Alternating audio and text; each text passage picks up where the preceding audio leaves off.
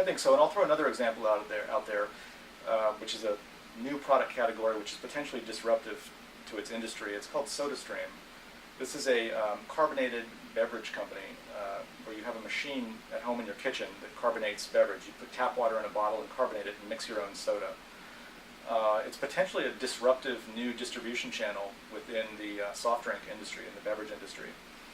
It's a very small business now. It only does about 400 million, 500 million in sales. It was started in, it's actually a very old company going back 100 years to a UK carbonation technology company. It was bought by an Israeli group, was successful in Israel in the 60s and 70s, and has now been relaunched into Israel and then into Europe. And there's 20% household penetration in some European markets. Recently launched in the US, has about 1% household penetration here. We see it as potentially a very interesting growth business that could be billions of dollars in sales 4 or 5 years from now. It's also a margin scaling type of business. It's a razor blade model where you sell the machine to the consumer at very low gross margin, and then the company makes all of its money selling CO2 replacement canisters and syrup flavorings, which is the more repeat business consumable part of the company. And it offers a number of great advantages to the consumer. You don't have to haul bottles and cans back and forth to your home. It takes up a lot less storage in your house. It's convenient. You can mix up different types of flavors. And there's also an interesting environmental side of it as well. That you're not putting all of these bottles and cans into the landfill. And I think that really plays into the zeitgeist of the American consumer today, of being more environmentally friendly, the whole foods kind of mentality in consumer products. So it's not, I wouldn't call it a fully established, proven product segment, but it's growing rapidly. It's going to do about 550 million of sales this year.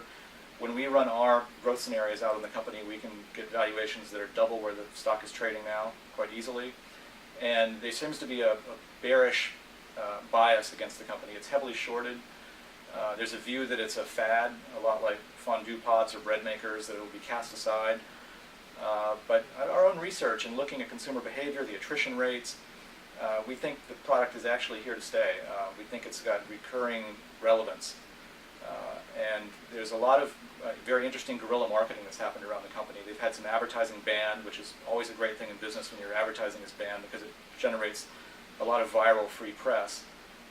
And they were banned in the UK with an advertisement because the bottle and can industry lobbied for it, and that created viral interest. They had a Super Bowl ad in the US that was banned because it showed Coke and Pepsi fighting for shelf space while their bottles and cans exploded due to SodaStream use. A very funny commercial that went viral and got 4 or 5 million hits within 48 hours. So they didn't have to pay for the spot and got the benefit anyway. Brilliant management team with background in places like Pillsbury, P&G, brilliant marketers that have tended to do all the right things at the right times. Has a great moat around the business in the form of its distribution, because as I said, the money is made in the CO2 replacement canisters.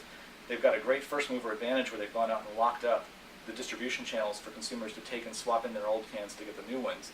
So they're in places like Williams-Sonoma, Bed Bath & Beyond, Walmart, and it doesn't make sense for a retailer to carry two competing versions of this because of tooling up and training to provide the service. So we think it's a growing, very interesting growing franchise.